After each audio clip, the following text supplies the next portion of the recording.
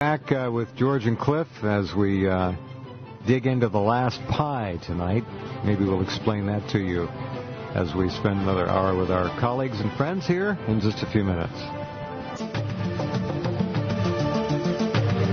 Okay, I'm Jeff Rense. Welcome back. George Ure and Clif High, the two geniuses behind halfpasthuman.com, are back with us tonight on October the 6th, and we're approaching that, we got three hours left, huh? Yeah, let me take a second here in a couple of minutes, actually, and explain how this works. I have a quickie. I'm sorry, I have a quickie here I just got. Yeah. There's a city, town in Russia called Providenyaya, and it's up near Alaska. And Governor Sarah Palin, as everyone knows by now, the Republican vice presidential nominee, has said that she can see Russia from her house. Well, across the Bering Strait in Providenyaya, in the Bay of Providenyaya, sits the town of same, and its mayor, Dmitry Andropov. Dmitry says he can see Palin showering from his house. I like it. That's great. That's great. Dmitry added, and it is very nice. There's actually a picture of him. Politics is over Bering, is it, Jeff? It is, right over Bering. He's looking through his there's a picture of him looking through his telescope here, so. One of those round the curve of the planet telescopes, yeah. Yes.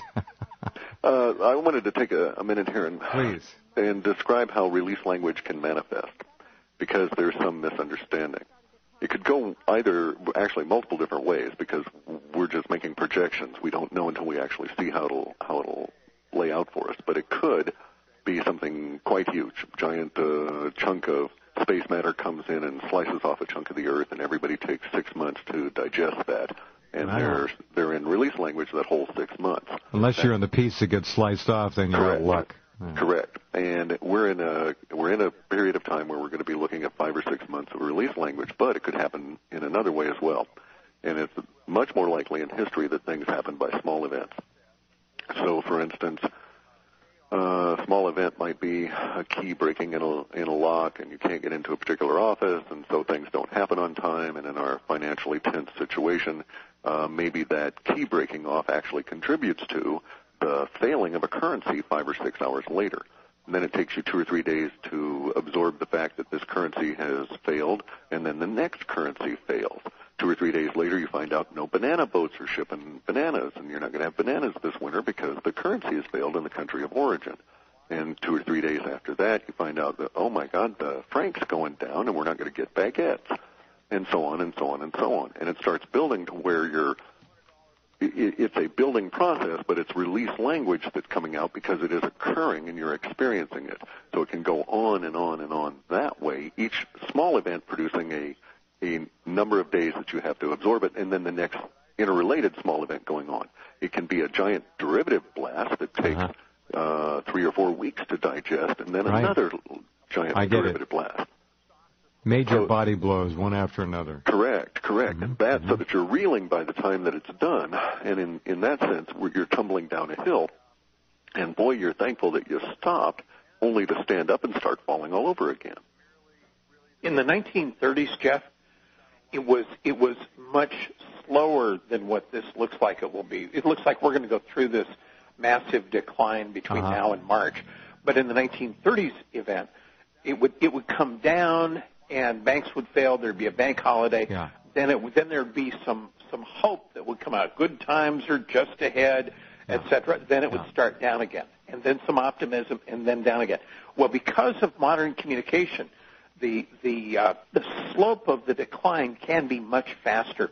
If you run a multi-agent study, the general shape of the curve gets squished in, and events just happen a lot faster. Well, we've got technology at the speed of light. They didn't have it back then. Oh, yeah. And it's all interlinked and all contributory into a gigantic system. You think about it. One man or woman with a keyboard and hooked into the right company and the right level, what they can do, it's stunning. Oh, yeah. Absolutely. Jim Cramer, the TV pundit, said today Whatever money you may need for the next 5 years, please take it out of the stock market right now, this week. I do not believe that you should risk those assets in the stock market at this point. Clif, how long ago did we say flee paper assets? 2002, maybe? Yeah, 2003? Yeah. Right. Well, and the thing, look, the release language here, look what could happen. You have gold, for instance. What if gold did $50 in a day, and then the next day it did another 50, and the day after that it did 100? All kinds of release language associated with that, because basically that's a metric of how fast the currency is dying.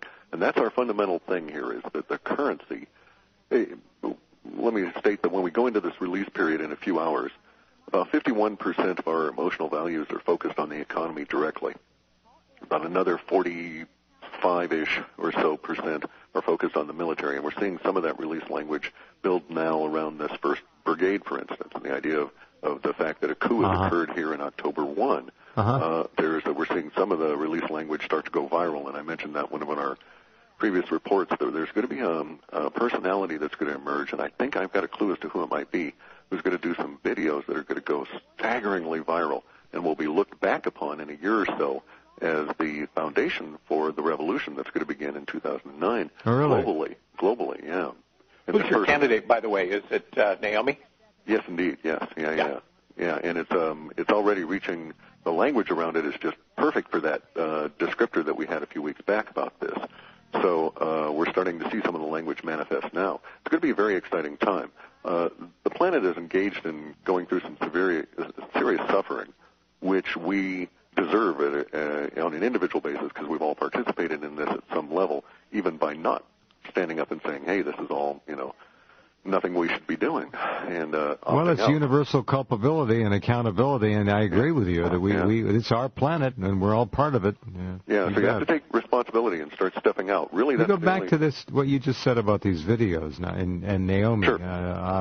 We had some weeks back, we began getting an indication that a personality was going to show up who was in the video business that would hit a viral level by which all future videos that are described as viral would be compared. That's wild. Yeah, but it's going to be a staggering part of the awakening of the population as they go through this horrific period of time when the whole credit system seizes up down to their level. Both here and in Europe, you're talking about? Or globally.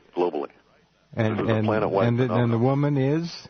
We believe that at this point, Ms. Naomi Wolf has the top honors. The language around her video is getting really serious, yeah. Has she released the first video?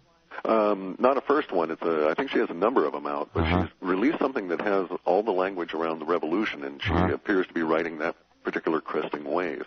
And whether or not she ends up being that person, we can't say just yet, but we're probably only a month or so away from being able to say, yeah, this person's going to get 100 million views in a mere week.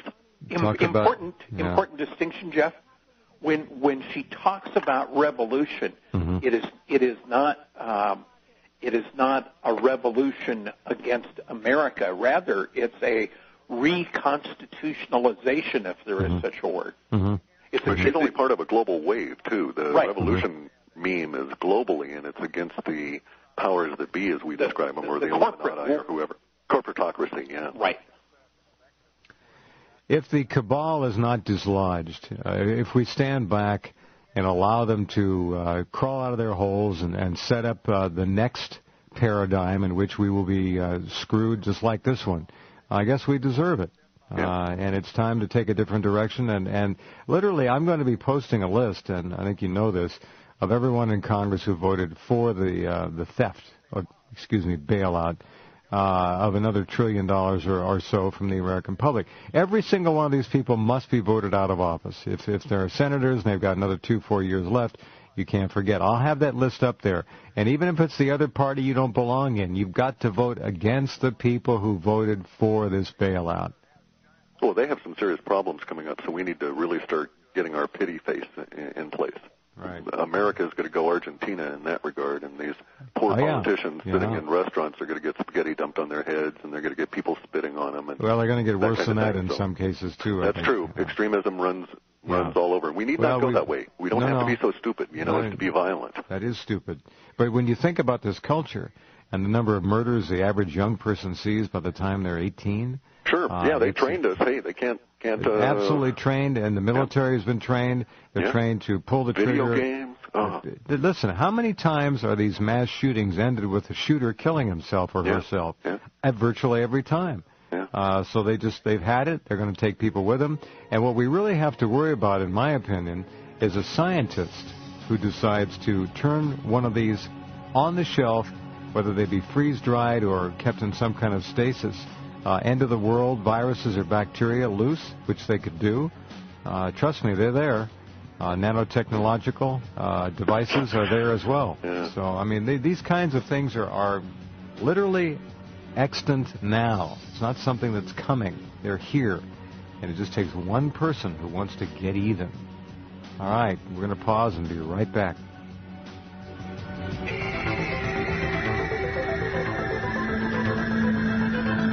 Okay, welcome back. Talking with George Ure and Clif High of halfpasthuman.com. Had a lot of requests, questions for you folks. So let me ask you one of them from our colleague Teresa.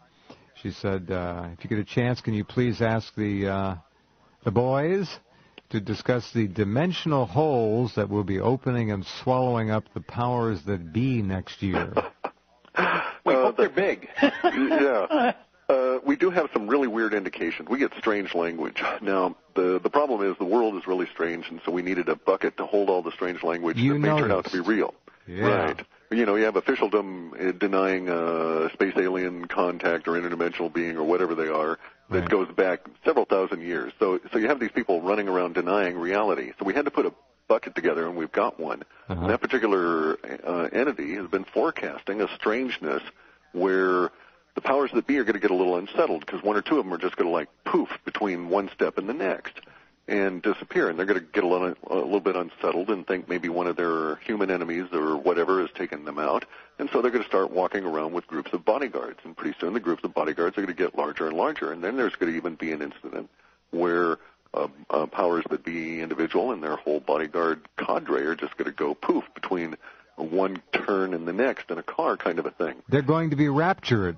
Well, I wouldn't use that language because I don't buy that concept, but I think that somebody's going to want to have a little discussion of something with them and will transport them or open a hole and let them fall